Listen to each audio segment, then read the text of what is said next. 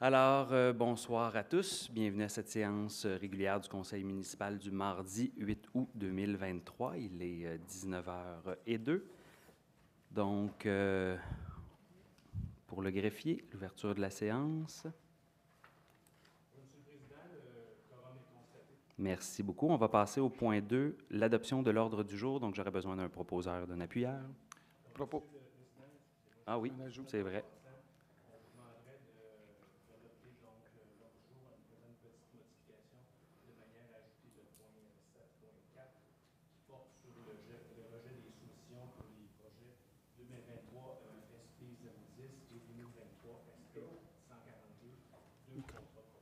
Merci.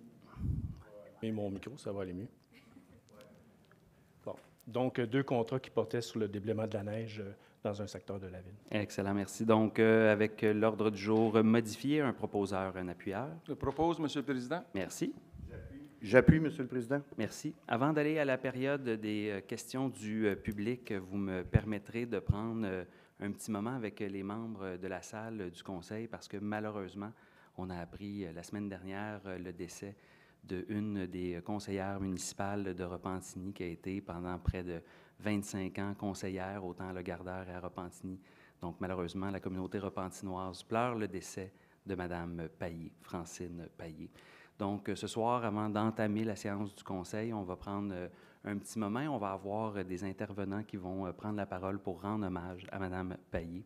Et je tiens à reconnaître la présence de la famille. Je vous remercie beaucoup, ainsi que des anciens collègues de Mme Paillé, dont Mme Deschamps. Donc, merci beaucoup à vous tous d'être présents ce soir pour ce petit hommage. Donc, tout d'abord, pour rendre un premier hommage, j'inviterai M. Normand Urbain à se rendre à l'avant.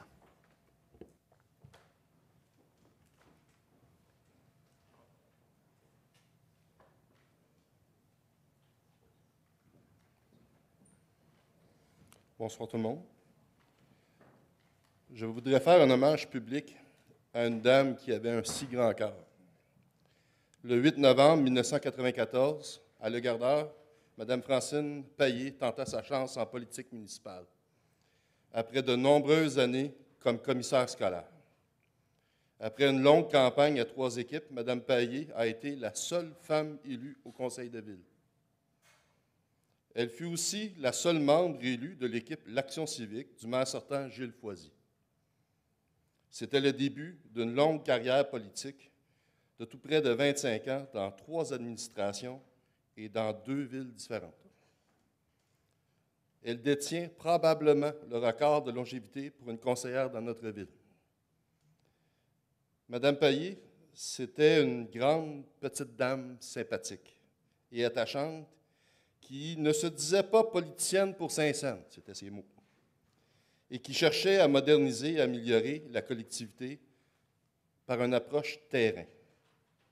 Son but, de vivre ensemble dans une ville à échelle humaine qui s'occupe de son monde et de partager du bonheur. Malgré un horaire chargé à la ville de Montréal, elle s'occupa de ses enfants et ensuite de leur petite famille. Toujours sur une patte, dans son petit corps, elle trouvait de l'énergie de donner l'exemple en s'impliquant dans de nombreuses causes. Je vais en nommer quelques-unes, mais j'ai arrêté à un moment donné. 30 années dans l'organisation du rendez-vous estival de Le Gardeur, dans l'organisation et puis le Fier. Elle fut la première personne à être la commère du petit village dès la première édition. Elle fut bénévole pour le Noël des enfants oubliés pendant de nombreuses années, membre du Club Lyon du côté de Le Gardeur et combien d'autres organismes et événements auxquels elle a participé. Samedi dernier, j'assistais au spectacle de Mme Brigitte Boisjoli au parc Jean-Claude Crevier, tout juste à côté de l'Arbre des familles, planté lors de la première édition du rendez-vous estival de Le Gardeur. Le lieu et la date, normalement celle du plus grand spectacle du samedi soir du rendez-vous estival, où j'étais, en tout cas ça m'a fait penser à la dame que j'appréciais tant. Elle n'aura peut-être jamais reçu un hommage public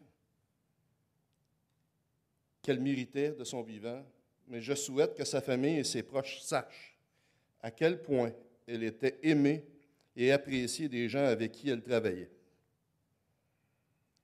Nous sommes reconnaissants du fait que vous l'avez partagée avec nous, et elle a fait une différence dans la vie de plusieurs. Elle a remarqué l'ensemble des personnes qu'elle côtoyait par sa bonne humeur, sa générosité et son sourire contagieux. Francine, ce fut un plaisir et un honneur de servir avec toi et de partager de si bons moments. Tu ne te plaignais jamais, tu fonçais droit devant et tu prenais que les bonnes choses dans la vie.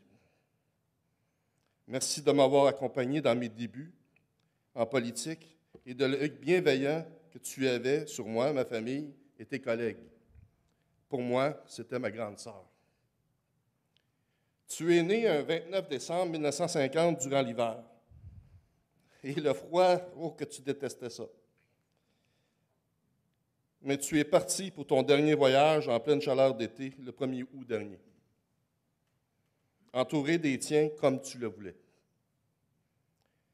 Normalement, je demanderais aux gens ici présents de se lever pour observer un moment de silence en son honneur, mais comme tu aimais la modernité et que tu aimais faire autrement, à la toute fin de mon dernier paragraphe, je vais vous demander de vous lever pour l'applaudir et applaudir sa vie et tout ce qu'elle a apporté aux autres. Pour revenir sur le dernier spectacle de samedi, Mme Brigitte Boisjoli a interprété son avant-dernière chanson, une chanson d'une grande dame qui, elle aussi, est décédée dernièrement du cancer. Il s'agit de Mme Tina Turner. Je crois que la chanson, Francine, te va bien, même si elle est en anglais. You're simply the best. Merci, Francine. Merci pour tout.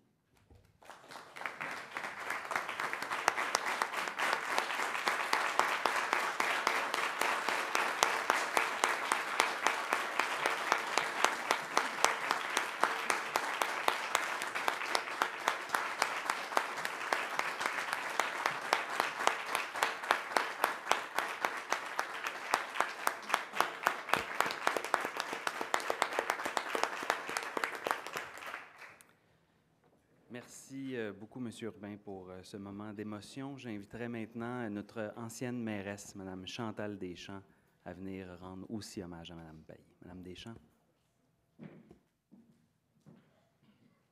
Merci beaucoup de nous permettre, dans le fond, de prendre la parole publiquement pour rendre un dernier hommage à celle qui, ici, pendant 12 ans, a fréquenté cette salle assidûment, mais qui a eu une longue carrière d'élu. Je pense que, comme M. Urbain l'a mentionné tantôt, ce n'est que la pointe de l'iceberg.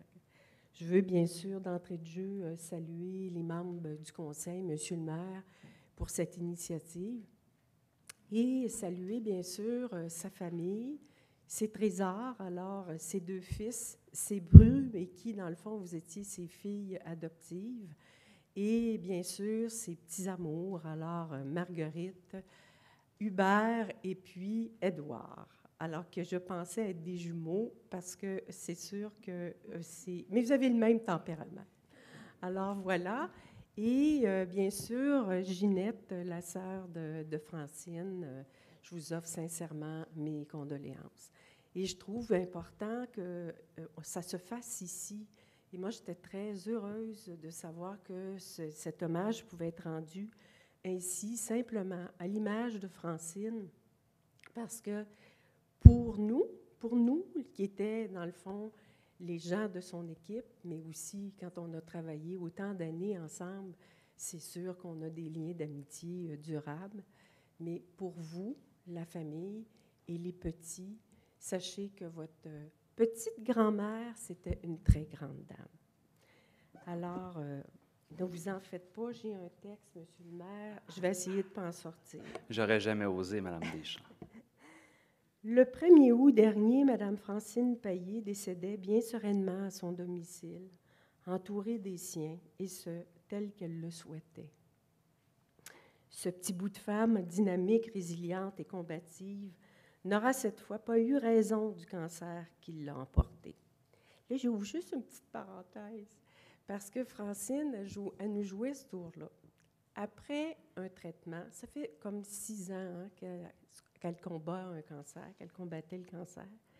Mais après un traitement, c'est sûr qu'elle a une baisse d'énergie. Mais après, bon sang, elle se remettait toujours sur ses pattes. Donc, c'était la Francine imprévisible. Et bien sûr, c'est à titre d'amis proches et de collègues que je salue publiquement la mémoire de Francine devant vous toutes et tous, dont les membres de la famille Payet-Boulay ici présents. Francine Payet possédait un sens inné de l'engagement social. Sa feuille de route est remarquable à cet effet. Originaire de Montréal, c'est à Le Gardeur qu'elle prendra racine rapidement dans sa jeunesse, y élevant par la suite ses enfants, Jérémie et François. Partout où les fistons se sont investis, Francine, la mère, était omniprésente. Pensons au club de baseball où, durant des années, elle a participé vivement à l'organisation de tournois, bien sûr au lever de fonds pour les jeunes joueurs, et même, elle s'est mêlée de faire le nettoyage des terrains et des équipements. Soucieuse des services scolaires apportés aux enfants et aussi au soutien des familles, Francine fut élue commissaire pendant quelques mandats à la commission scolaire Le Gardeur de l'époque. Son parcours politique au municipal n'échappe pas à ses valeurs profondes, étant à l'image de sa générosité et de son humanisme. Francine était une vraie conseillère de terrain, comme on le dit dans le milieu. Toujours prête à servir et à offrir le meilleur d'elle-même, elle a obtenu 2 mandats politiques dans l'ancienne municipalité de Le Gardeur et 3 autres ici à Repentigny. D'ailleurs, elle a été une pionnière dans le regroupement des 2 collectivités qui forment aujourd'hui la nouvelle ville de Repentigny. Et je peux vous dire qu'elle en était très fière. Ce sont donc plus de 20 ans dans la vie politique municipale, mais si on fait le décompte, c'est pratiquement 26 ans consacrés, sans compter pour le bénéfice de tous les citoyens, incluant, bien entendu, ceux de son secteur où elle fut portée au pouvoir tout ce temps. Nombreux sont les organismes socio-communautaires, sportifs ou les causes caritatives où Francine a fait activement du bénévolat, bien qu'ayant un horaire fort chargé par ses responsabilités d'élu municipal et, faut-il le dire, malgré une santé défaillante ces dernières années. Je pense au rendez-vous estival de Le Gardeur, bien sûr, le Noël des enfants oubliés avec ses amis de la famille de Monique et Jeannot Lemay, et jusqu'à tout récemment, au manoir de la Seigneurie. Nul doute que l'action bénévole était un gage de réussite collective et de félicité pour elle. Pour nous tous, ses collègues de l'équipe politique à laquelle elle adhérait, nous composions autour d'elle une seconde famille. Nous étions sa tribu. On se souviendra de son rire complice, de son humilité devant toute chose, de son goût pour les voyages et l'aventure. Sa disparition laissera un vide incommensurable auprès des citoyens qui ont connu et côtoyé cette grande dame, et ce, malgré sa petite taille. Quant à moi, Francinette, que j'appelais affectueusement, me manque déjà. Toutes mes condoléances aux membres de sa famille adorée, et j'ai nommé Jérémie, Maude, François et Anna, et ses 3 petits amours, que sont Marguerite, Édouard et Hubert, sans oublier sa sœur Ginette. Et il y en a une qui n'est pas ici, mais qui était sa filleule chérie, mais je pense à elle, et c'est Maya. Mia. Merci beaucoup. Merci encore. Permettez que je vous offre le témoignage.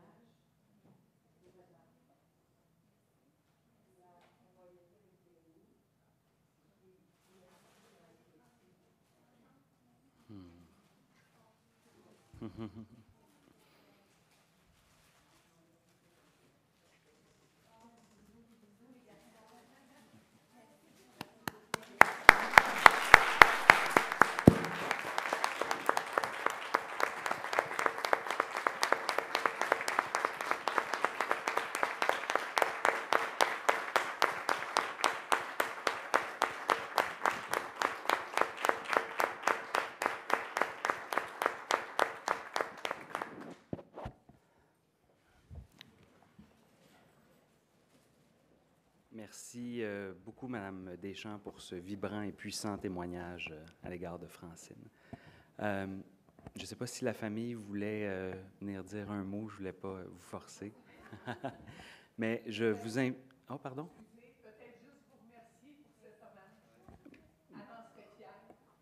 Ben, c'est à la hauteur de la personne qu'elle était. Elle a tellement passé d'années assise ici que c'était la moindre des choses. Je vous remercie énormément.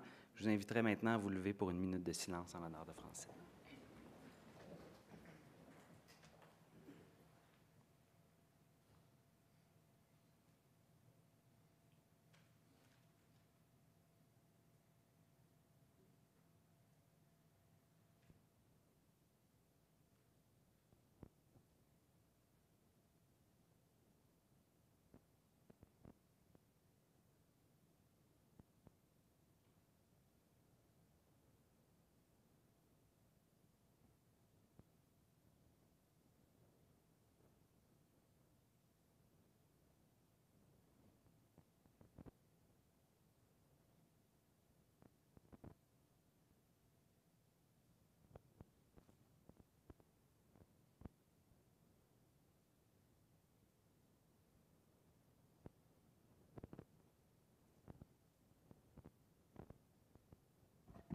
Alors, je vous remercie à tous. Merci beaucoup d'être venus pour cet hommage. Merci à la famille, merci aux anciens conseillers municipaux, conseillères. Madame Deschamps, merci beaucoup d'être venue. Ben non. Aucun problème. Et à la famille, un immense merci.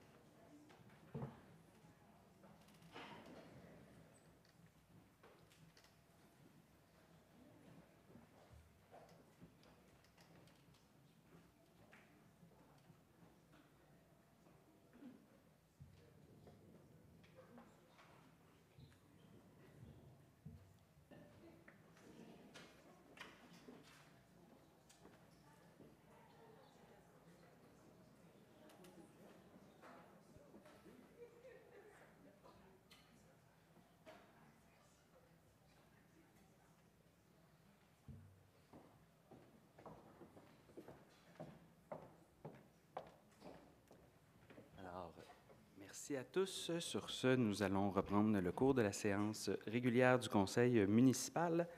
Donc, nous sommes rendus au point 3, période de questions du public. D'abord, une première question par Internet. Donc, M. Justin Beauparlant qui me demande « Bonjour, M. Dufour, bonjour à tous. Je voulais tout d'abord m'excuser de mon absence lors de la dernière séance. J'avais promis à Mme Routier que je m'y présenterais. Je me reprendrai. Donc, ma question aujourd'hui porte sur le compte de taxes. Je suis un élève du secondaire et pour mes parents, le mois d'août est synonyme d'état de compte scolaire, de frais de sport, de loisirs et de vêtements scolaires. C'est aussi le mois du dernier versement du compte de taxes municipales. Alors, on se demandait s'il y aurait une possibilité de séparer le montant en 4 plutôt que 3 et de les déplacer en mars, mai, juillet et octobre. Cela permet d'éviter les grands mois de dépenses des parents, juin et août. Bien, tout d'abord, M. Beauparlant, merci beaucoup d'avoir écrit la question et notamment pour vos parents. C'est très apprécié. C'est une suggestion intéressante. On va effectivement regarder avec notre commission administration et grands projets les possibilités à cet effet. Donc, je vous remercie de nous avoir interpellés et on est effectivement pleinement conscient là, que la période de la rentrée scolaire pour les parents peuvent effectivement être difficiles, surtout ces temps-ci. On le voit avec l'inflation. Donc, c'est une préoccupation qu'on a. Alors, effectivement, là, on pourra regarder avec notre commission administration les possibilités. Donc, merci beaucoup pour la question. Donc, maintenant, on passe à la question, aux questions du public. Donc, premier intervenant, M. Robert Massicotte. Bonsoir. Bonsoir. Avant de commencer, j'aimerais me joindre aux hommages pour Mme Payé, que j'ai eu l'honneur de côtoyer dans plusieurs événements. C'est une grande perte pour Repentigny et pour les événements. Merci. Maintenant, je vais rentrer dans le vif du sujet. Oui. Il y a 2 mois, vous avez évoqué pour les difficultés de trouver de la main-d'œuvre, tant à Repentigny qu'ailleurs, la fameuse pénurie de main-d'œuvre. Là-dessus, il y a trois choses que j'aimerais emmener. Premièrement, pénurie de main-d'œuvre, statistiquement, c'est en bas de 0,5 puis on est à 4,5. Mais surtout, quand on va sur beaucoup de sites d'applications, on demande d'avoir une adresse électronique. Je sais que l'Internet est très répandu de nos jours, mais il y a quand même des gens qui ne l'ont pas, l'Internet. Et souvent, ça peut être une question économique. Quand vous avez le choix, par exemple, entre payer le loyer et l'épicerie ou un site Internet, vous allez sans doute choisir le loyer et l'épicerie. Ce qui fait que peut-être il y a beaucoup de gens qui pourraient peut-être être d'excellents candidats, mais qui ne peuvent même pas postuler parce qu'ils n'ont pas Internet. Fait que je ne dis pas que si on modifierait ce point-là, je ne dis pas que ça réglerait tous vos problèmes de main-d'œuvre, mais ça aiderait peut-être. Un autre point, c'est que quand on offre des emplois temporaires, le problème, quand on veut, comment je pourrais dire ça, c'est qu'il faut qu'il y ait un avantage à aller travailler. Puis quand, après à peine 2 mois, vous perdez votre emploi, je peux comprendre, par exemple, que dans le cas des gardiens de parc, vous ne pouvez pas tous les garder pendant l'hiver parce que la plupart des parcs sont fermés. C'est donc logique que vous ne les gardiez pas à votre emploi et qu'ils soient soit congédiés, soit mis en disposition. Ça, je le comprends parfaitement. Le problème que ça amène de l'autre côté, c'est que 8 semaines pendant l'été, ce n'est pas suffisant pour se qualifier pour l'assurance chômage. Fait qu'ils tombent nécessairement sur l'aide sociale. Et là, ce qui se passe, si on réussit à mettre un petit peu d'argent de côté, il faut qu'ils liquident. Si c'est des travailleurs qui étaient là depuis plus longtemps, qui ont pu, par exemple, commencer à ramasser un REER, il faut le liquider. Je sais que, en tant que maire, ça ne vous concerne pas vraiment, dans le sens où ça relève du gouvernement fédéral, provincial. Mais peut-être qu'en tant qu'employeur, vous pourriez contacter le ministre pour essayer d'avoir un changement à ce niveau-là, quelque chose qui permettrait, par exemple, aux gens qui vont travailler l'été, mais de le garder, puis à force de travailler, à un moment donné, venir à un moment donné où ils n'en auront plus de besoin parce qu'ils vont travailler plus longtemps. Oui. Bien, c'est des bons commentaires. M. Massicotte, je ne vous ferai pas de cachette que pendant 2 ans et demi à Ottawa, je me battais justement pour des modifications à l'assurance-emploi, puis on n'a jamais eu gain de cause, autant avec les libéraux qu'avec les conservateurs. Donc, bien, écoute, on interpellera les ministres en conséquence, puis on verra les possibilités. Je vous remercie des propositions. OK. Le deuxième élément, l'Oktoberfest. Encore une fois, on va arriver au début de septembre. Dernière grande fin de semaine de l'été. Et s'il fait beau, et cette année, c'est un gros signe, les gens vont vouloir aller pique-niquer et le plus beau parc de Repentigny va être bloqué parce que les gens de l'Oktoberfest seront déjà là. Déjà là, je trouve ça un peu dommage. Une autre chose que je trouve dommage, c'est que dans un lieu public qui, par définition, est la propriété des citoyens, ils ne peuvent pas y aller. C'est juste 3 jours, vous allez dire, c'est vrai. Mais ça, ce n'est pas la question que je me pose le plus. Depuis quelques années, on constate que l'alcool au volant est de plus en plus semble revenir. Ça fait longtemps qu'on essaye de combattre l'alcoolisme, surtout au volant. Et je vois un événement où la journée, ça peut aller, mais le soir, ce sont des jeunes qui vont là. La moitié en sortent en état d'ébriété et plusieurs prennent le volant. Je me pose des questions sur l'acceptabilité sociale oui, bien écoutez, M. Massicotte, je ne vous ferai pas de cachette. Là. Il y a à peu près 30 000 personnes qui y vont à chaque édition. Donc, la question de l'acceptabilité sociale, je pense que là, vous avez déjà votre réponse. Maintenant, on ne peut pas présumer. Maintenant, il y a beaucoup de covoiturage. Donc, est-ce que 2 jeunes qui partent avec un 3e qui est peut-être à jeun? On ne le sait pas, mais inquiétez-vous pas, notre service de police fait la sécurité au pourtour de l'Oktoberfest tout au long de la durée du festival. Donc, si jamais des festivaliers sortent éméchés, la police va rapidement les intercepter. J'aimerais que ça se constate sur le terrain. En plus, ils fournissent, on me glisse à l'oreille avec raison, ils fournissent même la corporation de l'Oktoberfest fournit des alcotestes gratuitement à tous les gens qui viennent. Donc, on n'a aucune inquiétude, puis c'est un très bel événement qui attire énormément de gens et qui permet à nos commerçants aussi là, d'avoir des retombées très intéressantes. Donc, l'Oktoberfest va être là pour longtemps. C'est justement ce qui est dommage. Ah, bien Merci, ça, bonne soirée. merci beaucoup. Alors, prochain intervenant, M. René Germain. Bonsoir. Oui, bonsoir.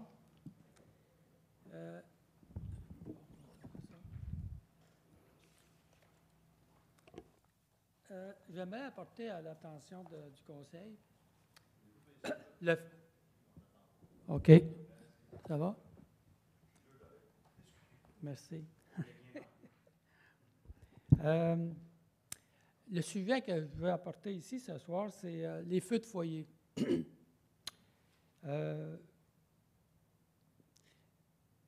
y a beaucoup de feux de foyer qui ont lieu durant l'été. Et puis ces feux-là contribuent énormément à augmenter la concentration des polluants qui sont apportés par les feux de forêt qu'on a connus pendant l'été. Quand que je consulte, parce que moi je fais du vélo, je fais des activités sportives, puis je consulte l'indice de qualité de l'air dans la région. À Repentigny, il n'y a pas de station, mais on doit se fier sur la station de Montréal-Est puis dans les alentours. Mais le niveau, là, comme en fin de semaine, là, dimanche, là, il était à 80-90, l'indice de, je ne sais pas comment est-ce qu'il appelle ça, mais c'est un indice de qualité de l'air, ce qui était entre 6 et 8 fois supérieur aux normes de l'Organisme mondial de la santé. Puis, si on considère que, moi, c'était dimanche dernier, j'étais chez un de mes amis, on était sur le balcon, puis là, bien, il y avait un voisin qui faisait brûler des branches, je ne sais pas trop quoi. Puis là, ça augmentait considérablement la concentration qui existait déjà de base dans le fond de l'air. Fait que je me demande s'il ne serait pas bien, comme dans certaines municipalités comme Montréal, où eux autres, ils ont limité les feux de foyer. Je pense que l'intérieur et extérieur, ils n'ont plus le droit de faire brûler des feux de bois, des feux de foyer, parce que ça contribue considérablement à mon état de santé. Moi, je suis un gars qui est asthmatique, et puis j'en ai eu pour 2 jours à avoir des difficultés à dormir, puis à tousser et tout. Donc, pour l'agrément de certaines personnes qui font un petit feu de foyer, bien, ils peuvent déranger des centaines de personnes des alentours qui ont des problèmes comme les miens, qui peuvent incommoder. Donc, l'hiver, les feux de foyer, peut-être moins épais parce qu'il n'y a pas les feux de forêt qui nous incommodent comme on a connu cet été. Mais il reste que il faudrait peut-être regarder cet aspect-là, si c'est possible. Bien, écoutez, déjà, vous allez avoir un élément de réponse intéressant. Pour toutes les nouvelles constructions, les feux, les foyers intérieurs sont plus à bois, là, sont plus permis. Ouais. Donc, déjà là, il y a un élément de réponse. Pour les feux extérieurs, bien, écoutez, on réfléchira en équipe puis on se posera la question à voir qu'est-ce qu'on peut faire. Mais il y a déjà une réglementation sur les heures. Donc, si jamais les gens dérogent aux heures permises pour les feux, ils peuvent contacter les pompiers en tout temps qui vont aller faire des interventions. Parce qu'on dit qu'avec l'augmentation de la température, il faut se préparer dans l'avenir pour contrer ces effets négatifs-là. Ah oui, puis je vous Maintenant, il faudrait se préparer justement avec des règlements qui pourraient venir en sorte que si on doit subir les feux de forêt, on ne peut pas les éviter. Souvent, c'est des feux qui sont allumés par la foudre ou quelque chose du genre.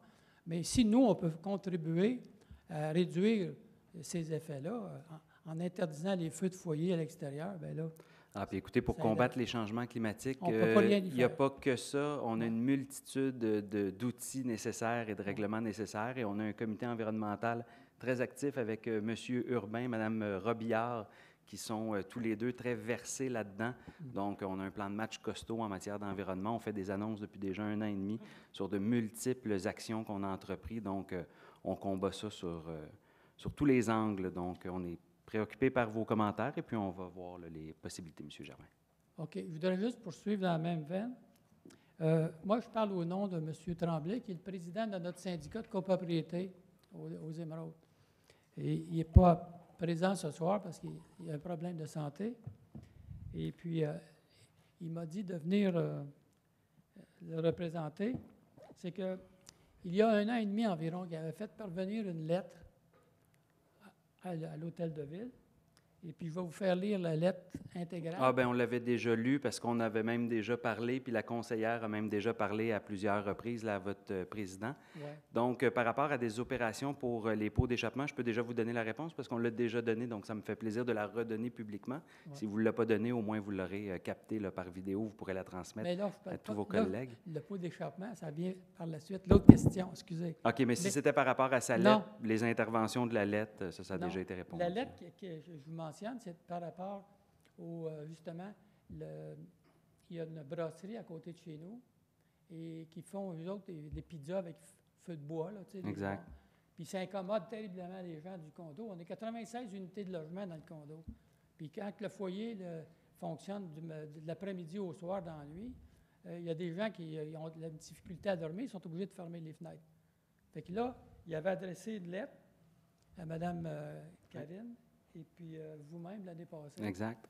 Et puis, il a dit qu'il n'a pas eu accusé-réception à cette lettre-là. Fait que là, je voudrais juste voir s'il y a quelqu'un qui a répondu à M. Tremblay. Il m'a dit qu'il n'avait pas eu aucun feedback de ça. Madame Benoît? Oui, merci, M. Germain. En fait, je me souviens très bien d'avoir discuté avec M. Tremblay, justement, à cet effet. Je sais qu'on parle de la ripaille, puis Oui. qu'ils font, effectivement, ils ont un four à bois. Ouais. On a envoyé des inspecteurs voir si tout était conforme, effectivement. En fait, M. Tremblay suggérait certaines améliorations là, pour dévier la fumée, mais évidemment, on n'est pas encore capable de contrôler le vent. Donc, il y a cet élément-là naturel qui fait en sorte que ça pourrait incommoder certaines personnes. On pourrait refaire des interventions si nécessaire. Ça me fera plaisir de parler avec M. Tremblay, évidemment, là, s'il considère là, qu'il n'y a pas eu réponse à ces questions. Bon, ça, c'est au sujet de la fumée qui Mhm. incommode les gens. Il y a un autre sujet, mais je vais aller m'asseoir, puis vous allez me rappeler. Ah, ben non, mais je vous avais encore pour les voitures, là, les pots d'échappement de véhicules. Ah, ben c'est pour ça que je répondais déjà à votre... Ah, ouais, OK. parce qu'on a déjà fait des interventions, puis on a déjà parlé avec des résidents là, des émeraudes là, par rapport aux véhicules, les pots d'échappement. Là, je sais que c'est un sujet qui était récurrent. La conseillère m'en parle aussi.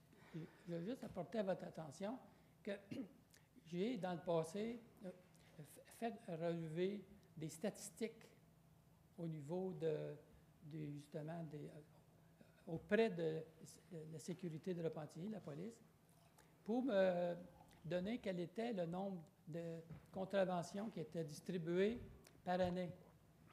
J'ai fait ça à 3 reprises. Puis dans les 3 années que j'ai demandé ces statistiques-là, il avait arrivé à peu près quelque chose comme 20 contraventions par année. Mhm. Moi, là, si j'étais un policier qui faisait mon devoir, là, je pourrais vous faire ce travail-là dans une journée. Fait que là, on parle d'une année. Puis, allez-vous-en ce soir, là, justement, dans ce qui est le rassemblement des voitures qui sont dans la marina. Là. Mhm. OK?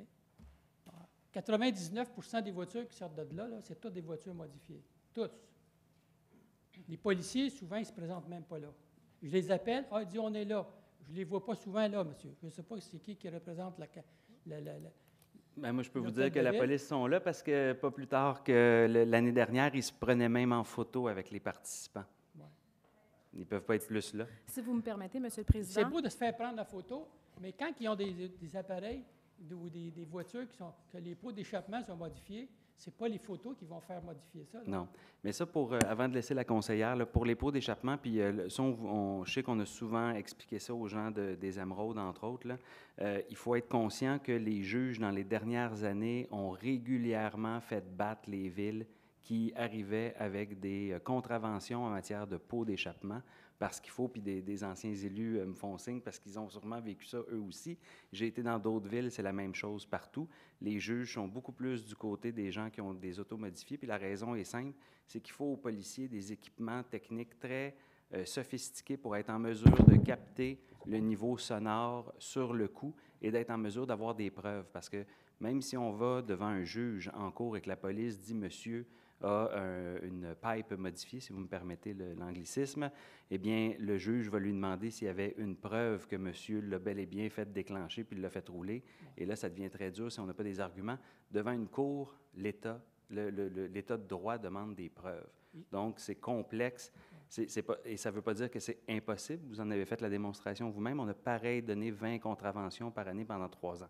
Donc, on en fait des opérations, on va en intensifier, mais je préfère être honnête avec vous. Quand nos policiers vont en cours sur ces dossiers-là, régulièrement, ils se font battre. Donc, on ne donne pas le message qu'on veut envoyer aux citoyens d'arrêter de modifier son véhicule. Il s'en va en cours, il gagne, il trouve ça bien drôle. La conseillère voulait peut-être continuer? Oui, en fait, on a une super belle collaboration de notre service de police depuis, dans le fond, la dernière année, justement parce que bien, je suis très sensible là, au fait que ça peut incommoder certains gens des émeraudes, ces rassemblements-là. Toutefois, je les vois quand même régulièrement là, parce que ça m'arrive quand ce n'est pas un soir du conseil d'y aller également. Pas avec ma voiture, là, juste à titre d'observatrice. Et puis, nos policiers sont là, puis en fait, ils donnent des conseils aux utilisateurs, justement, sur ce qu'ils ne doivent pas faire sur leur véhicule.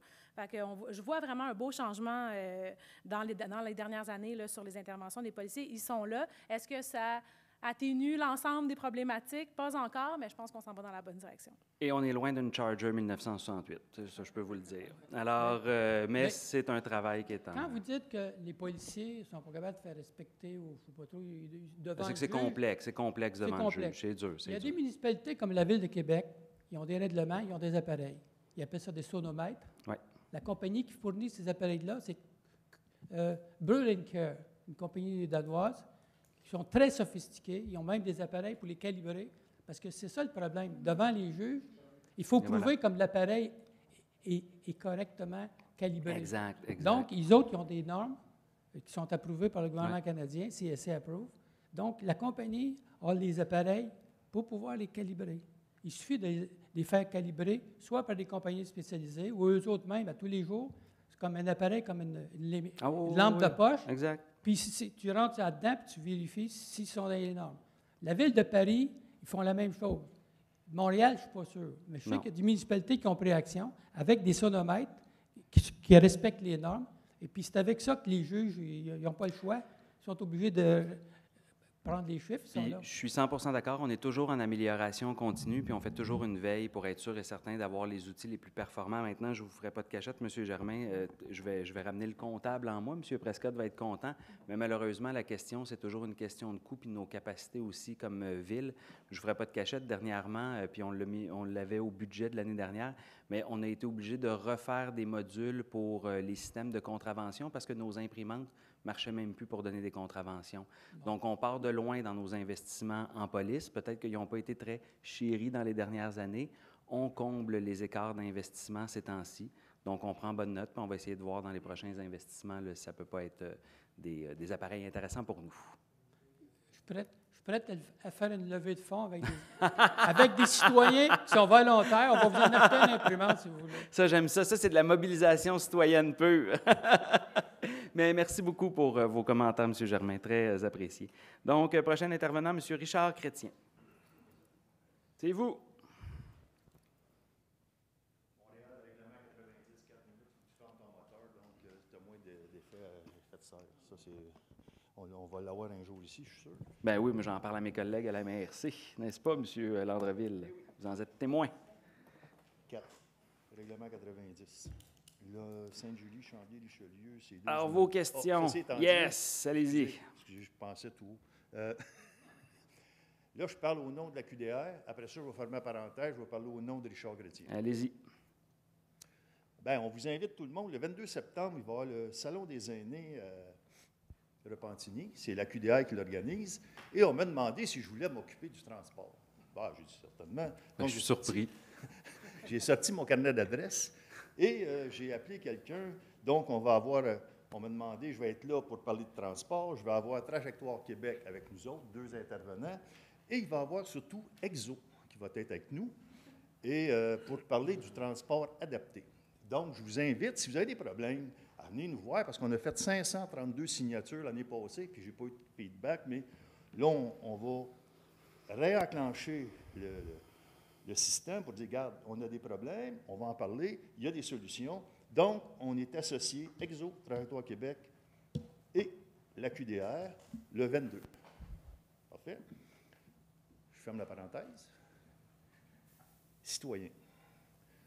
Au dernier conseil de ville à Repentigny, secteur de Gardeur, Repentigny, vous m'avez dit, Richard, c'est fort probable qu'il va y avoir des augmentations de coûts pour le transport, il va y avoir des diminutions de services. Dans ce niveau? Ben oui, c'est ce qui se dit depuis des années, depuis la pandémie. Okay. On l'a vu à Montréal, on l'a vu partout au Québec. On l'a... Ça, c'est une réponse de politique. Okay. Non, moi, c'est dans le journal. Je lis ici le journal. Il n'y a rien de pire comme réponse de politique que de dire on va couper des heures puis augmenter le coût. Fait que si vous pensez que c'est politique ce que je viens de dire, on ne parle pas le même langage. Le 7 juillet, l'autorité régionale a sorti une feuille complète. Je l'ai étudiée, je l'ai analysée.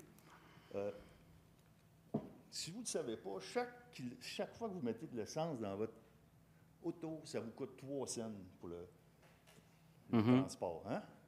C'est un tiers, un tiers, un tiers. Un tiers, c'est le client. Un tiers, c'est les gouvernements. Puis un tiers, les municipalités. C'est comme ça que ça gère le transport collectif. Sauf qu'avec le REM, il y a une petite passe-passe qui se fait. Parce que là, tout l'est de Montréal, avec le REM, puis l'ouest, avec le REM, on emmène tous les services, ça arrive sud, mais à Brossard. Donc, il y a des millions d'heures par année qui ont été récupérées. Puis là, j'aimerais ça m'asseoir avec votre comptable, j'expliquerai ça à m'emmener.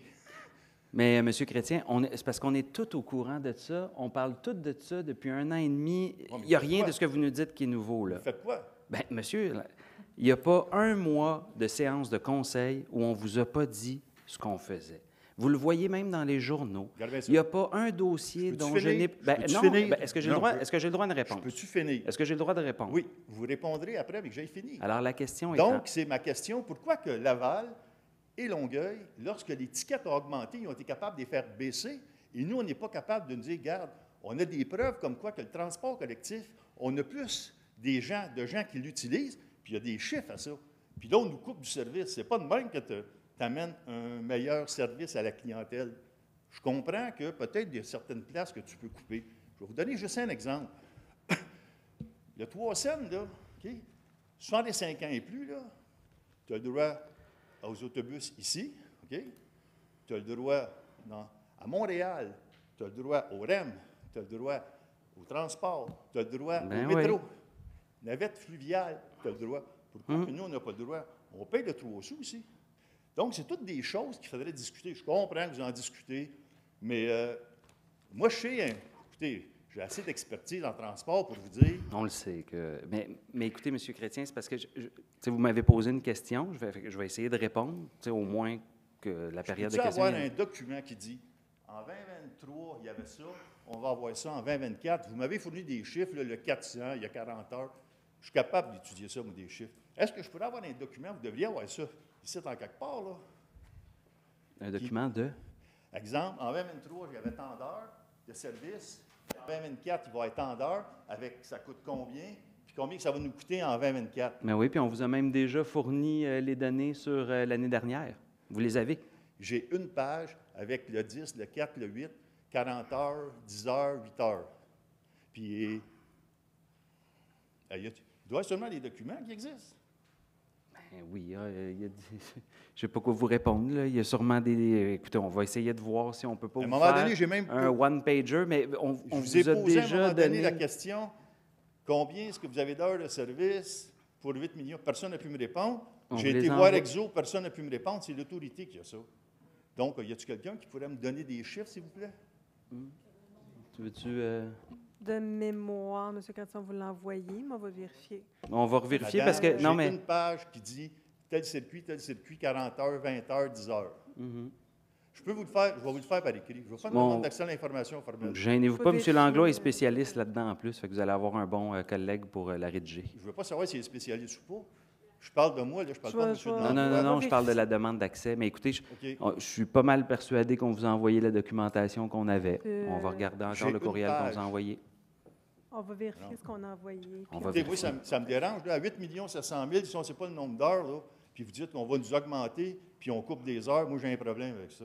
Ben, j'ai le même problème. Puis c'est pour ça que régulièrement, dans le journal local, vous pouvez le voir, on sort publiquement régulièrement, à chaque séance du conseil, à chaque séance de la MRC, mettons une sur 3, là, vous venez, puis on vous dit tout le temps la même chose. Notre maire de Charlemagne, qui est le représentant EXO, répond à vos questions, vous dit la même chose.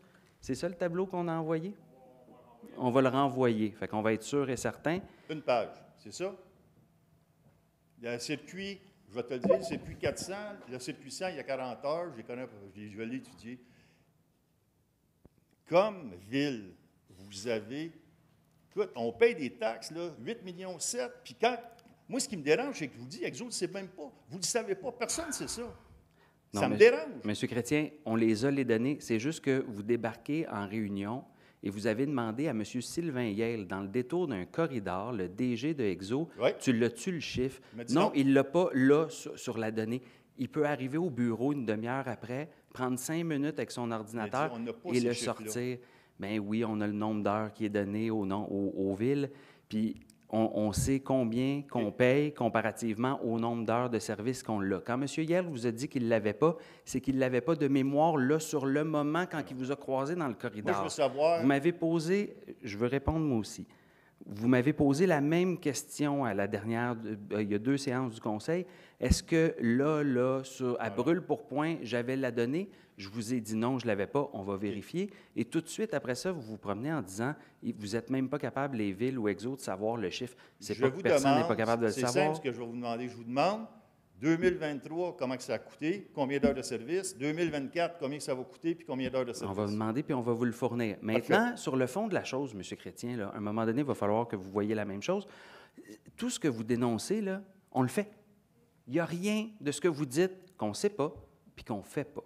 Wow, maintenant, il y a une réalité. Maintenant, il y a une réalité au Québec, c'est qu'on a vu très bien, surtout dans notre secteur, que l'achalandage de transport en commun n'a pas atteint le retour à l'équilibre pré-pandémique. Ça crée un déficit.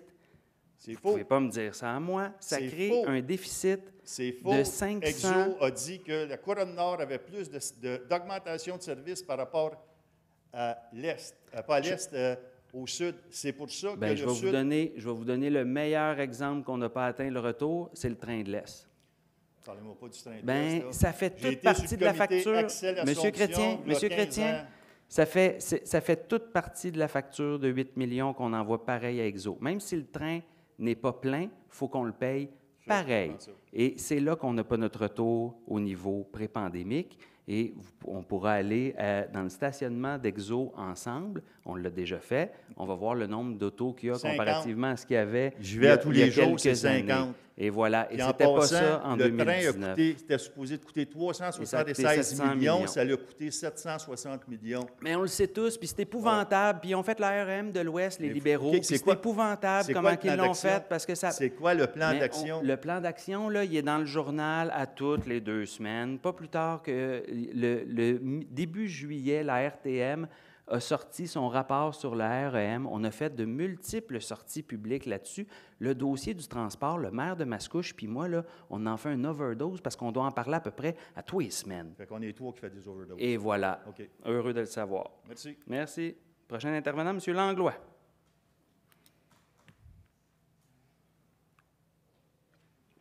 Et c'était un compliment pour les demandes d'accès à l'information. Notez-le. Oui, mais disons que je dois admettre que j'en ai pas mal envoyé, puis je suis comme étonné pareil, parce que c'est une demande d'accès à l'information qui devrait normalement rester au niveau du greffe, qui doit me répondre, mais je pense qu'il va voir pour dire Langlois demande encore de quoi. C'est correct qu'on comprend.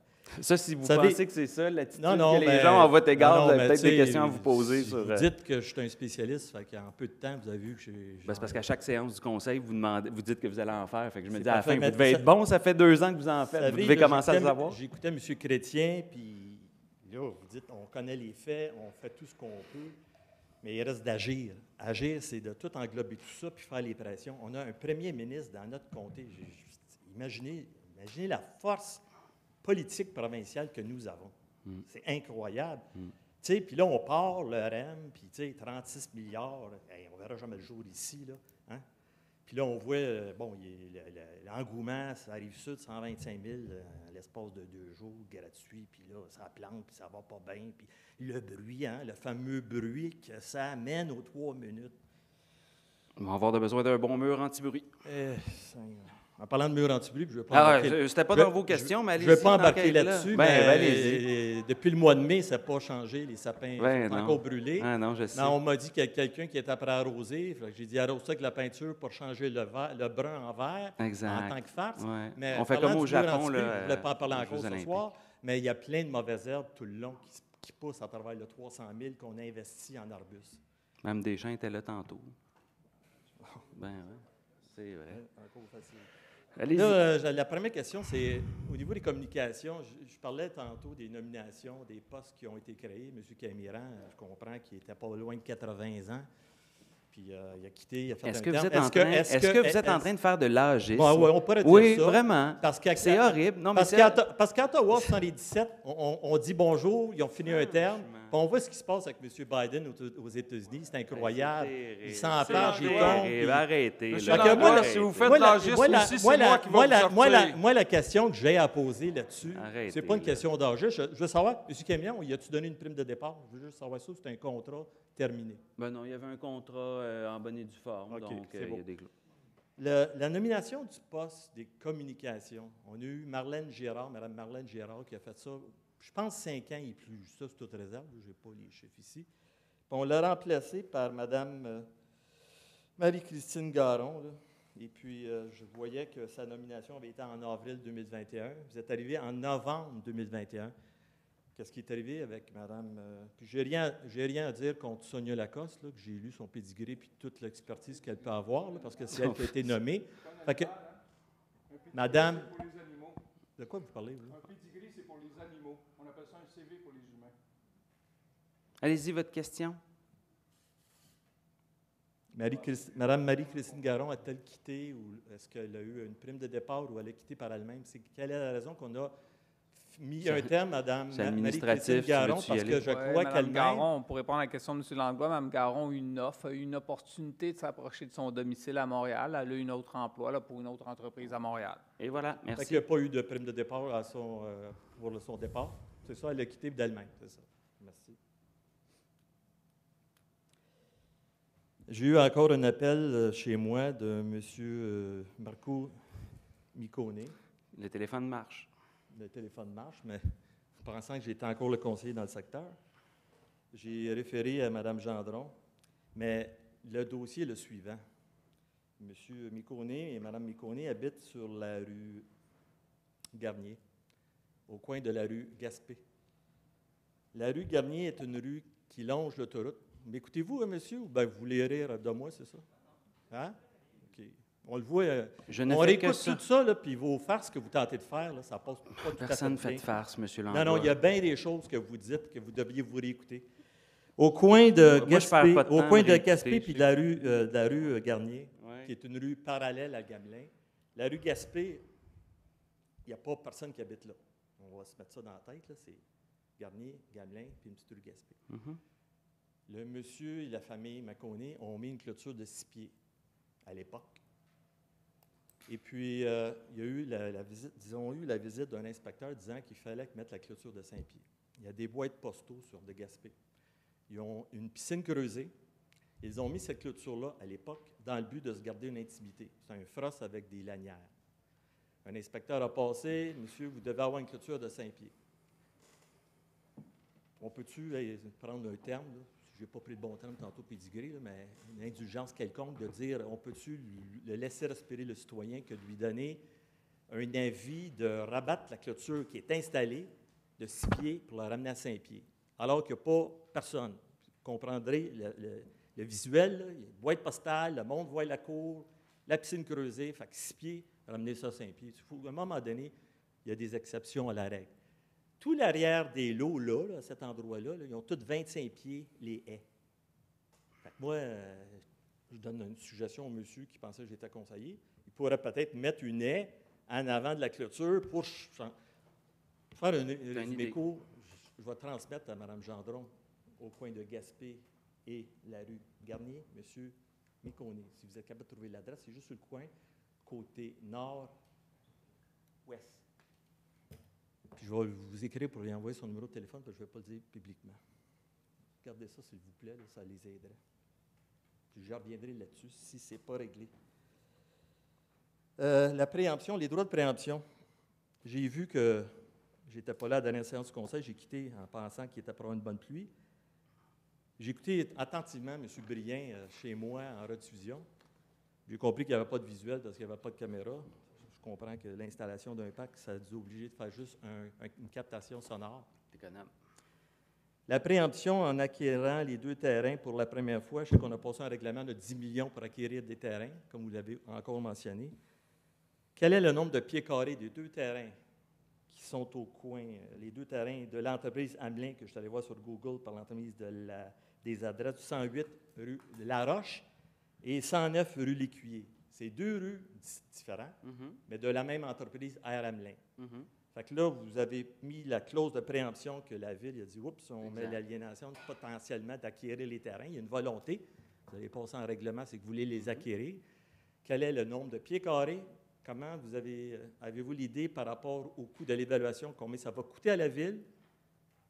Et qu'est-ce qu'on veut faire avec 2 terrains qui ne sont pas juxtaposés, mais qui sont distincts par rapport à la rue La Roche et la rue L'Écuyer? Qu'est-ce qu'on veut en faire, à part de ce que vous avez déjà dit, que vous aviez un plan de changer l'ensemble du parc? Mais on a 10 millions, là, on n'a pas 100 millions non plus, là, parce qu'acquérir, c'est beau, là, mais il y a des coûts associés à ça, sachant que les évaluations ont pris une ampleur indéterminée depuis les 8 dernières années. C'est ma question.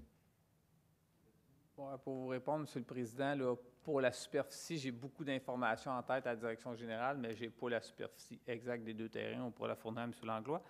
Et le coût de préemption, c'est le coût d'achat, dans le fond, que la transaction qu'il y a entre les 2 particuliers. La Ville peut se prévaloir de son droit d'option. Donc, le premier droit de refus, c'est nous. Fait que le prix que les gens étaient prêts à s'échanger, c'est le prix que la Ville va payer. Et voilà. Merci beaucoup. Je vais terminer là-dessus, je vous remercie. Merci. Donc, maintenant, enfin, on passe à la période, à la séance du Conseil. Donc, on tombe au point 4, l'adoption du procès-verbal du 11 juillet 2023. Monsieur le Président, il a demandé au Conseil d'adopter le procès-verbal de la séance régulière qui s'est tenue le 11 juillet dernier. Merci. Donc, un proposeur, un appuyeur. Karine Benoît, je propose, Monsieur le Président. Merci. Bernard Landreville, j'appuie ma collègue. Merci. On tombe au point 5, dépôt de divers documents. Monsieur le Président, on vous demande de prendre acte du dépôt du procès-verbal de correction et de la résolution du Conseil municipal 213-11-07-23. Ce procès-verbal de correction fait par mon collègue greffier et pour modifier le montant du contrat qui a été adjugé par cette résolution. Merci beaucoup. Donc, point 6, dossier d'urbanisme, aucun. Excusez-moi. Ah oui, désolé. De même, on vous dépose le certificat du greffier à la suite de l'avis public du 18 juillet 2023 dans le cadre là, du second projet de règlement 438-46. Je vous indique, soit dit en passant, qu'aucune demande n'a été reçue pour faire une participation référendaire. Excellent, merci. Donc, point 6, dossier d'urbanisme, aucun. Mon Dieu, c'est rare, hein, Monsieur le Président? Effectivement. Donc, point 7, affaires courantes, 7.1. Oui, il s'agit du contrat 2023 CP051 qui s'intitule « Travaux de remplacement d'unités CEVAC au réfrigérant R-22 au centre aquatique et au complexe sportif ». Donc, à la suite d'un appel d'offres public, 3 soumissions ont été reçues et ouvertes publiquement le 11 juillet dernier. Et il est demandé au Conseil de faire une résolution pour octroyer à l'entreprise Construction Hébert et Hébert Inc. ce contrat pour la réalisation des travaux de remplacement que j'ai déjà décrits au montant de 917 155,58 $, cette entreprise ayant déposé la soumission la plus basse et conforme. Cette dépense va être financée par le règlement d'emprunt numéro 539. Merci. Donc, un proposeur, un appuyeur. Jennifer Robillard, je propose. Merci. Karine Benoît, j'appuie. Merci. On tombe à 7.2. 7.2 porte sur le contrat 2023 CP074 qui s'intitule « Travaux de remise à niveau ». de l'éclairage des terrains sportifs au parc Champigny et Laverdière, donc à la suite d'un appel d'offres public. La Ville a reçu 3 soumissions le 11 juillet dernier et il a demandé au Conseil d'adopter une résolution pour octroyer à l'entreprise JNA Leblanc Électrique Inc. ce contrat au montant de 700 979,58 $. Les taxes sont incluses. Je vais faire une petite parenthèse. Ce contrat est à juger en retirant les travaux d'éclairage du terrain de baseball au parc Champigny. Je précise que c'est une dépense qui va être financée, excusez-moi, par le fonds de roulement, lequel sera remboursé annuellement par des versements égaux sur une période de 10 ans à compter du 1er janvier 2024. Merci. Donc, un proposeur, un appuyeur? Raymond Mars, je propose, Monsieur le Président. Merci. Jacques Prescott, j'appuie mon collègue, Monsieur le Président. Merci. 7.3. Donc, le point 7.3 porte sur la modification et la prolongation d'un programme d'aide financière aux propriétaires de résidences ayant un garage en contrepente. Il est demandé au Conseil d'adopter une résolution pour modifier le programme d'aide financière aux propriétaires de résidences sinistrées par suite de précipitations anormalement abondantes pour en faire un programme d'aide financière aux propriétaires de résidences ayant un garage en contrepente, en y intégrant les modifications qui apparaissent au document qui vous a été fourni dans votre cahier de séance, donc que la dépense de 60 000 $ qui vient avec cette modification de programme soit financée en affectant le surplus affecté pour les programmes généraux d'urbanisme. Excellent, merci. Donc, un proposeur et un appuyeur. Kevin Buteau, je propose, Monsieur le Président. Merci. Jennifer Robillard, j'appuie. Merci. 7.4. Donc, c'est l'ajout qu'on vous a demandé de faire à l'ordre du jour tantôt, Monsieur le Président. Le point 7.4 porte sur le rejet des soumissions pour les projets 2023 SP 010 et 2023 SP 142. Il est demandé au Conseil d'adopter une résolution pour rejeter les soumissions reçues dans le cadre des appels d'offres que j'ai déjà nommés, 2023 SP 010, 2023 SP 142, qui portait sur le déblaiement de la neige, l'épandage d'abrasifs et de fondants dans les rues situées à l'ouest du boulevard Brien pour une période de 5 ans. Merci. Donc, un proposeur, un appuyeur. J'en fais la proposition, Monsieur le Président. Merci. Luc Réaume, j'appuie, Monsieur le Président. Merci. Donc, on tombe à 8.1.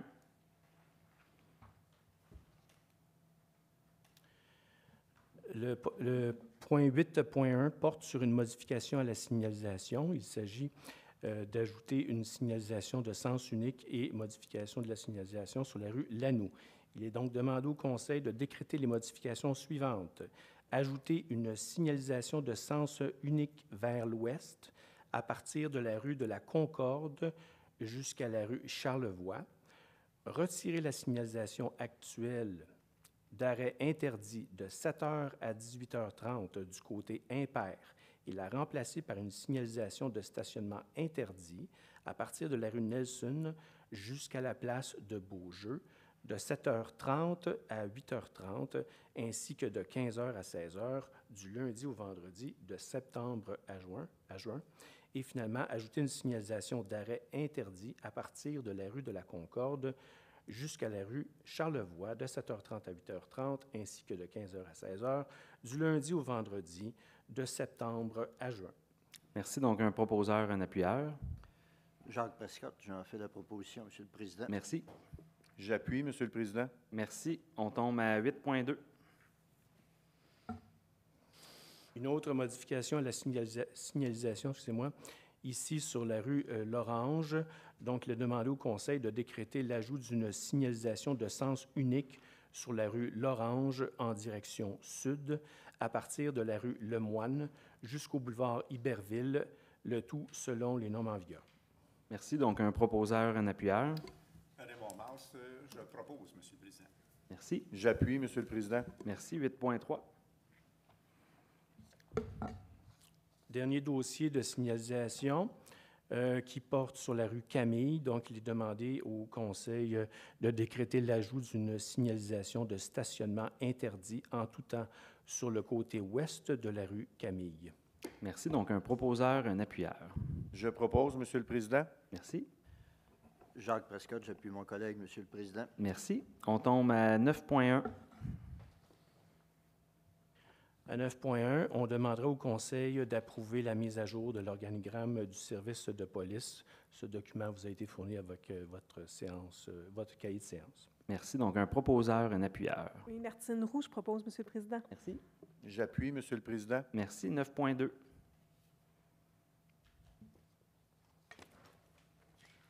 Au chapitre des mouvements de personnel cadre, le sujet 9.2, donc pour la période du 19 juillet au 1er août, il est demandé au Conseil de procéder à l'embauche de Mme Nancy Saint-Pierre au poste permanent de directrice adjointe, classe 10, échelon 8, au service de la gestion des infrastructures à compter du 5 septembre 2023. Donc, on la félicite sincèrement. Tout de suite après, par exemple, l'adoption. Donc, un proposeur, un appuyeur. Kevin Buteau, je propose. Merci. Est-ce qu'on a un appuyeur? C'est Jacques Prescott. C'est parce que c'est le proposeur que j'ai manqué. Désolé. Alors, j'appuie mon collègue, Monsieur le Président. Phew! Bon, ben là, c'est vrai. Félicitations. On a eu peur. Donc, on tombe à 10.1.1. Donc, on est maintenant rendu à la section des avis de motion pour les nouveaux règlements, Monsieur le Président. Donc, il est requis d'avoir un avis de motion d'un conseiller pour le règlement 465-2 qui porte sur un amendement au règlement sur les déneigeurs privés. L'objet de ce règlement est de simplifier les modalités administratives pour l'émission du permis d'entrepreneur en déneigement et exiger l'identification des véhicules composant sa flotte au moyen d'un identifiant visuel identique à celui qu'on retrouve sur les balises de déneigement. Donc, c'est un règlement à portée générale. Excellent. Donc, un conseiller pour en donner l'avis. J'en donne l'avis, Monsieur le Président. Merci. 10.1.2. Le point 10.1.2 porte sur le règlement qui s'intitule « Règlement décrétant le paiement d'une quote-part à la MRC de l'Assomption concernant des travaux d'entretien sur la branche 1 du cours d'eau de la Cabane Ronde, ainsi qu'un emprunt de 42 000 $ à ses fins. » Copie de ce règlement vous a déjà été remis avant la séance. Donc, l'objet, comme son titre l'indique, est de décréter le paiement d'une quote-part à la MRC de l'Assomption pour des travaux d'entretien à être réalisés sur la branche 1 du cours d'eau Cabane Ronde, ça pour un montant de 42 000 $, et décréter un emprunt du même montant. C'est un financement sur 20 ans. Merci. Donc, un conseiller pour en donner l'avis. J'en donne l'avis, Monsieur le Président. Merci. 10.1.3.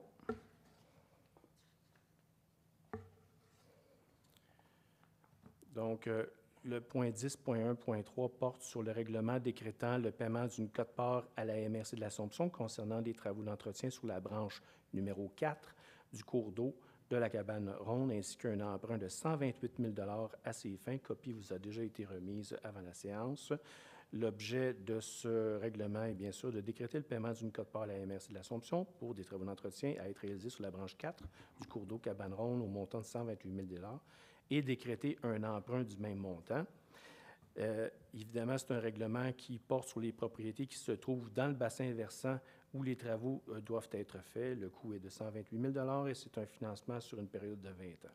Excellent. Donc, un conseiller pour en donner l'avis. J'en donne l'avis, Monsieur le Président. Merci. 10.1.4.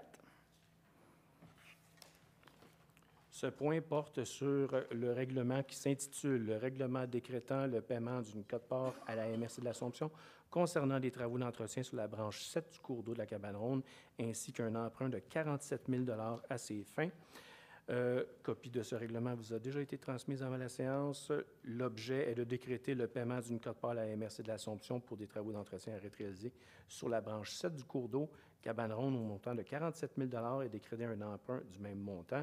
Les propriétés visées sont celles dans le bassin versant où les travaux vont se faire et c'est un financement sur une période de 20 ans.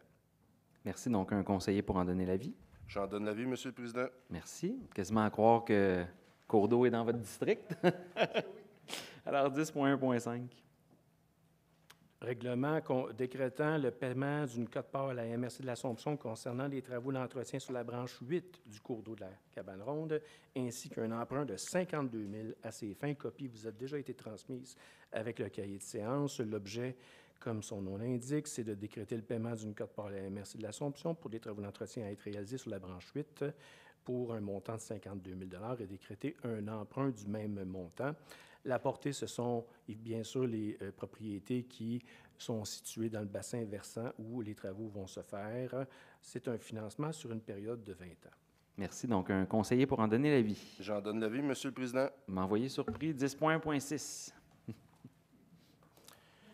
Ce point porte sur le règlement décrétant le paiement d'une quote-part à la MRC de l'Assomption concernant les travaux d'entretien sur la branche 9 du cours d'eau de la Cabane Ronde, ainsi qu'un emprunt de 5 500 à ces fins. Copie vous a déjà été transmise.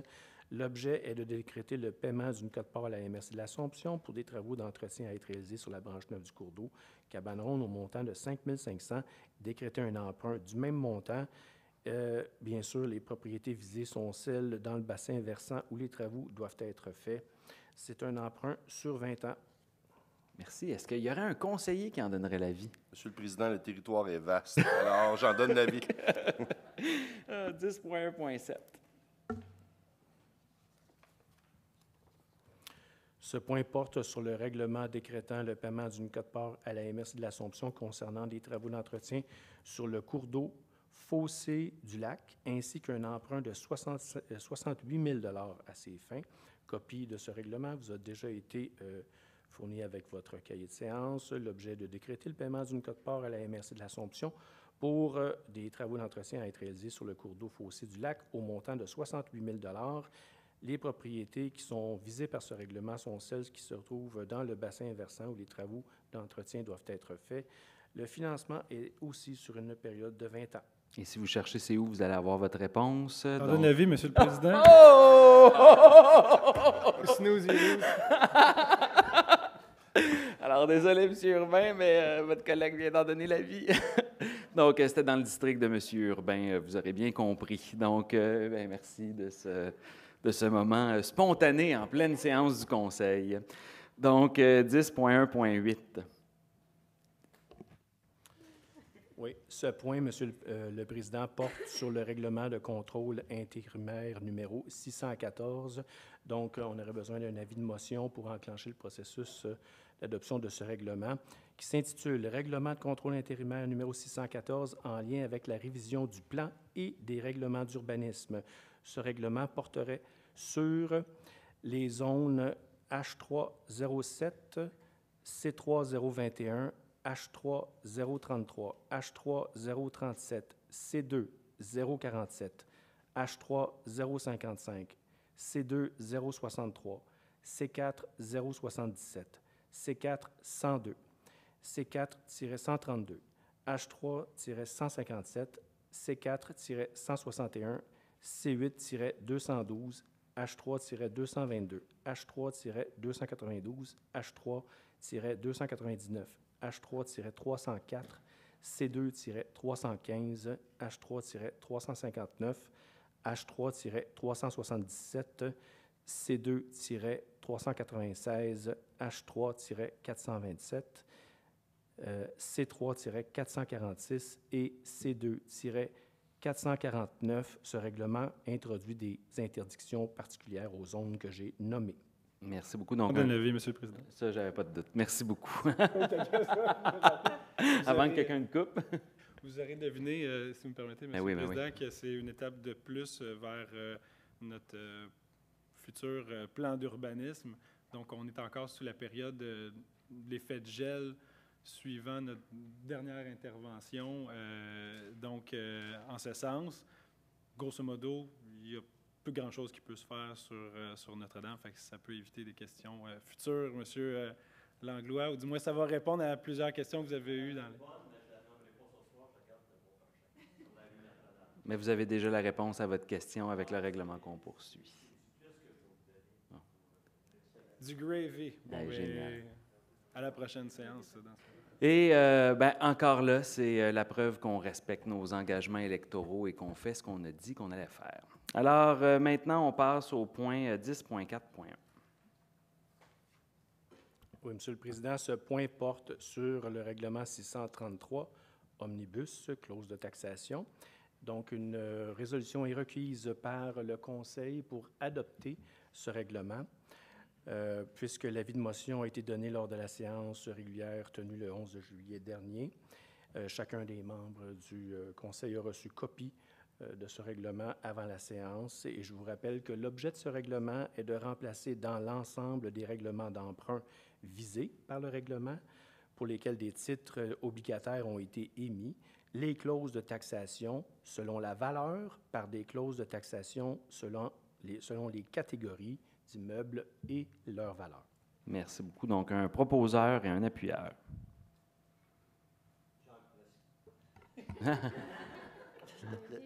J'ai de la misère ce soir. Jacques Prescott, j'appuie, M. le Président. Merci beaucoup. Et un appuyeur. Je vais appuyer M. Prescott qui propose. Vraiment. Pour moi, c'est la pleine lune à soir. 10.4. Merci à vous deux, pareil. 10.4.2. Donc, Monsieur le Président, ce point porte sur le règlement qui s'intitule « Le règlement modifiant divers règlements d'emprunt afin de substituer à la taxation spéciale au général selon la valeur une taxation spéciale selon les taux variés et corriger la clause de paiement comptant du règlement 573, donc le règlement 634. Une résolution est requise pour adopter ce règlement, compte tenu qu'un avis de motion a été donné lors de la séance régulière du 11 juillet dernier. Copie de ce règlement vous a été transmise avant la séance d'aujourd'hui. Et donc, c'est un règlement qui a pour objet de remplacer dans l'ensemble des règlements d'emprunt visés par le règlement les clauses de taxation selon la valeur par des clauses de taxation selon les catégories d'immeubles et leur valeur et corriger la clause de paiement comptant du règlement 573. Merci. Donc, un proposeur et un appuyeur. Alors, cette fois, je propose, M. le Président, puis pourtant, c'est ce qui me tient réveillé, c'est le système de taxation. Alors, désolé. Merci. Et je vous appuie, M. le Président. Merci beaucoup. 10.4.3. Ce point, Monsieur le Président, porte sur le règlement numéro 635, règlement modifiant divers règlements d'emprunt afin de substituer à la taxation spéciale au général selon la valeur une taxation spéciale selon les taux variés. Une résolution est requise ce soir pour adopter ce règlement à la suite d'un avis de motion qui a été donné lors de la séance régulière du 11 juillet. Chacun des membres du Conseil a reçu copie de ce règlement préalablement à la séance. Donc, l'objet du règlement est de remplacer dans l'ensemble des règlements d'emprunt qu'il vise les clauses de taxation selon la valeur des immeubles par des clauses de taxation selon les catégories d'immeubles et leur valeur. Merci. Donc, un proposeur, un appuyeur. Vous avez ma proposition, M. le Président. Merci beaucoup, M. Prescott. Je vais appuyer mon collègue avec plaisir. Merci beaucoup, M. Landreville. Donc, 10.4.4.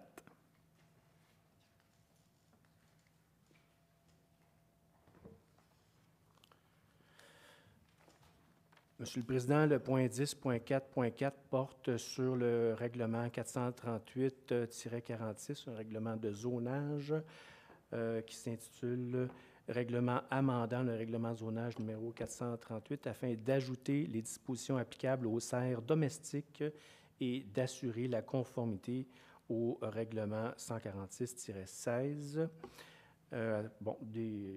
Il faut comprendre que c'est l'étape finale d'adoption de ce règlement qui a été vue depuis le mois de juin aux séances de juin, de juillet en second projet et ce soir en projet final.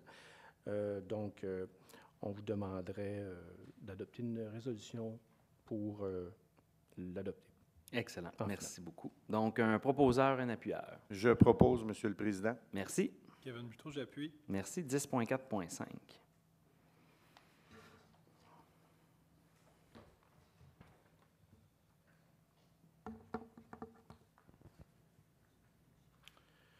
Le point 10.4.5 porte sur le règlement 1257-24.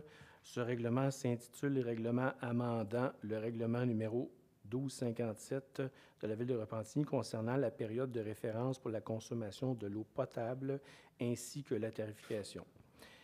Alors, avis de motion de ce règlement a été donné à la séance du 11 juillet. Chacun des membres du Conseil a reçu préalablement à notre séance de ce soir copie de ce règlement.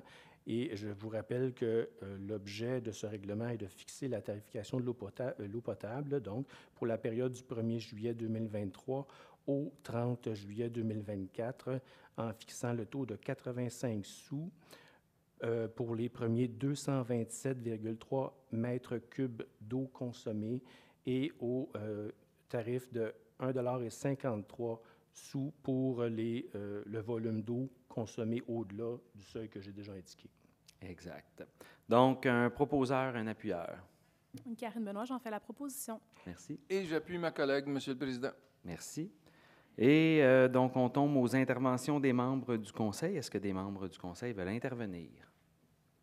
Oui, Monsieur le Président, je prendrai quelques minutes. En fait, deux beaux événements qui s'en viennent dans le cadre de la campagne Ta nouvelle flamme culturelle. Je suis certaine que ma collègue, Mme Gendron, se joint à moi au niveau de la Commission culture pour vous parler de ces deux beaux événements. En fait, du 17 au 19 août prochain, en plein cœur du centre-ville, aura lieu la 3e édition du Lumifest de Repentigny. Œuvres numériques, projections visuelles, DJ, danse, musique émergente sont au rendez-vous. Tous les jours, à compter du 17, évidemment, dès 18 h, le stationnement de l'église va se transformer en véritable plancher de danse à ciel ouvert.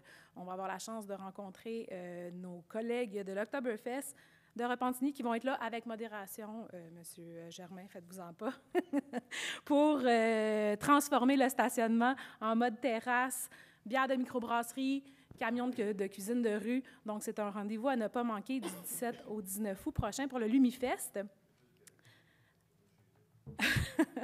À ne pas manquer également les 19 et 20 août prochains, c'est l'exposition d'Auto anciennes de Repentigny en collaboration avec Récréo Nature et le Club des voitures anciennes et classiques de Montréal.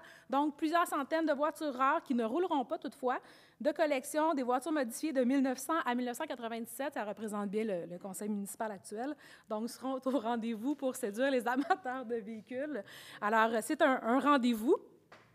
Finalement, pour une deuxième année consécutive, la population est invitée à s'approprier la rue Notre-Dame, qui va être piétonne le samedi 19 août en soirée dans le cadre des deux événements. Donc, l'ensemble du conseil et moi-même, on vous invite vraiment à venir profiter de cette initiative audacieuse qui va vous permettre de profiter des voitures anciennes, de l'ambiance festive du Lumifest, puis profitez-en pour aller dans un des nombreux restaurants de la rue Notre-Dame pour aller vous substanter. Ça va être une belle soirée. Merci. Bien, merci beaucoup, Mme Benoît. Donc, maintenant, ceci met terme à la séance du Conseil. Un proposeur pour la levée. Comme d'habitude, je propose la levée de l'Assemblée, Monsieur le Président. Merci beaucoup. Espérant que quelqu'un vous appuie. Oui, Jennifer Robillard. Phew, merci beaucoup. Donc, passez à tous une bonne soirée. Sinon, on était ici pour toujours. Merci.